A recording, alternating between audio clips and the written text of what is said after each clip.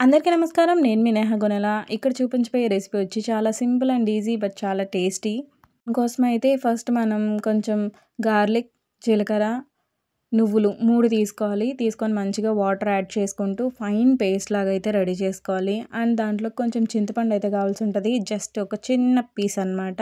Half lemon అంత చింతపండు కావాల్సి ఉంటుంది. దాన్ని కూడా వాటర్లో నానబెట్టేసుకున్నాను.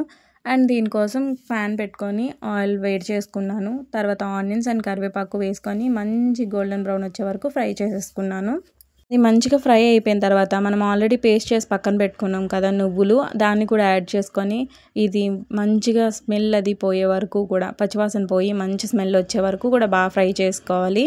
అండ్ ఆ తర్వాత దాంట్లో కొంచెం ఉప్పు, పసుపు వేసుకొని కొంచెం మీ కారం ఎంతైతే తింటారో దానికి తగినంత కారం కూడా యాడ్ చేసుకోండి. యాడ్ చేసుకొని మంచిగా కలిపేసుకున్న తర్వాత చింతపండు రసం ఏదైతే ఉందో అది కూడా యాడ్ చేసేసుకోండి. కొంచెం సేపు ఉడకనివ్వాలన్నమాట. ఉడికిన తర్వాత లాస్ట్లో కొంచెం కొత్తిమీర యాడ్ చేస్తే రెడీ.